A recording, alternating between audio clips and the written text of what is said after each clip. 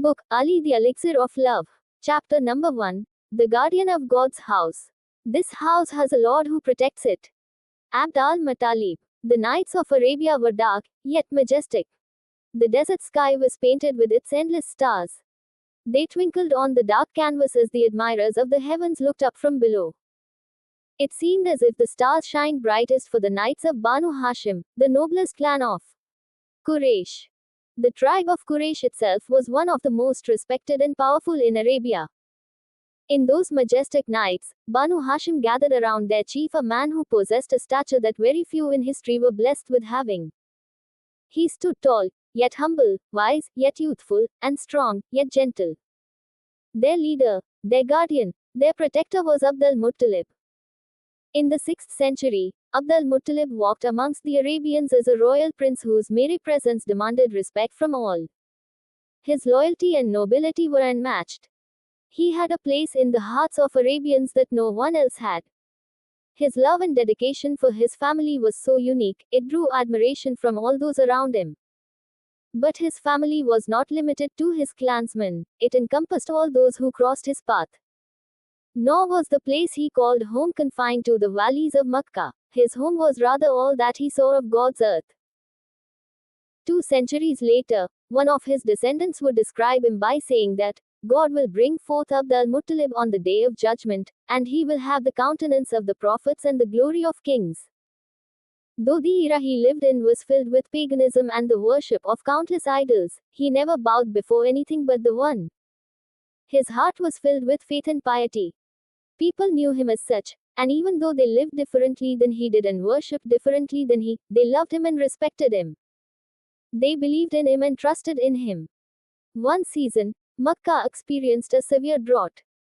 The people prayed to their idols for days and weeks to change their situation, to bring down some water from the heavens to the scorching earth they wanted. But to no avail. They benefited nothing from the bowing and kneeling before the statues they called gods. Doubting whether their gods even heard their prayers, they beseeched a man who prayed to a god they did not see. They turned to Abd al-Muttalib. Perhaps he had an ability that they and their gods did not have.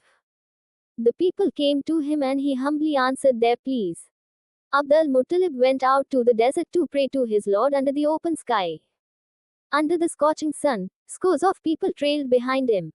They watched his every step, wondering if he could save them from the unforgiving drought of Arabia. He slowly raised his 2 hands to the heavens and began his prayer. Uttering words with complete focus and purpose, the people saw that he not only knew what to ask for, but that he meant every word to a true divine witness. My Lord, the Creator of the universe, these people are your servants, and the children of your servants, and you see what has befallen us. Have us be rid of this drought and bring forth the rain. His simple words and soft prayers were repeated by his family members around him. After moments, he slowed his prayer and brought his voice to a whisper, almost to a complete silence. And then they felt it. A drop, then 2, then countless. The clouds gathered across the big blue sky and blocked out the sun. Before they knew it, the desert was soaking with their prayers' rain. Some immediately rejoiced and danced under the rain, while others stood in disbelief, taking a moment to process what had just happened. Shaking each other with joyous embraces and laughter, soon they all frolicked and twirled under the heavens' showers.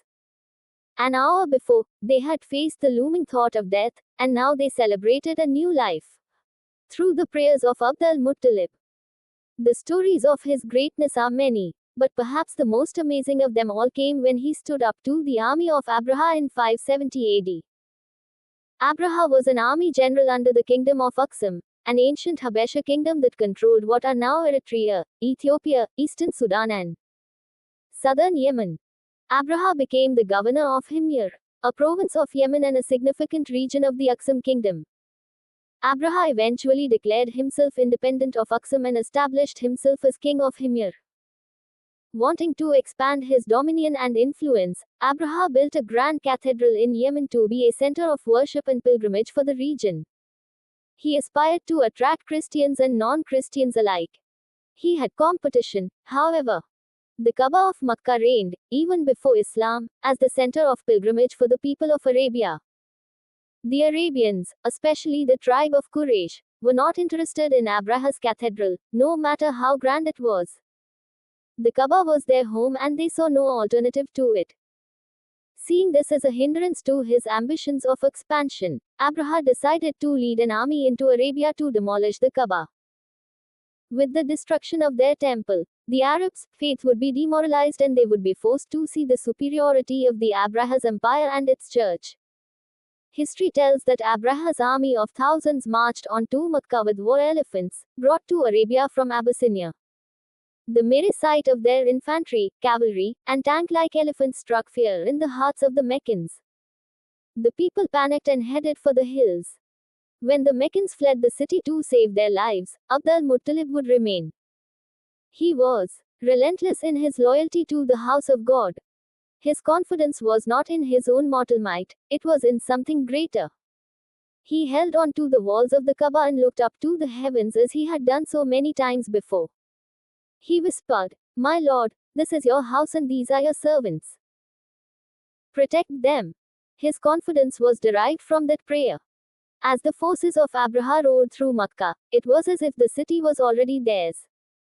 Their commanders came closer to the city center, finally. Arriving at Abd al-Muttalib. "What say you?"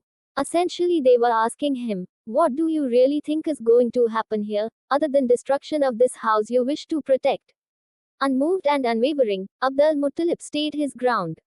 In a few words he responded calmly and with conviction, "This house has a Lord who protects it."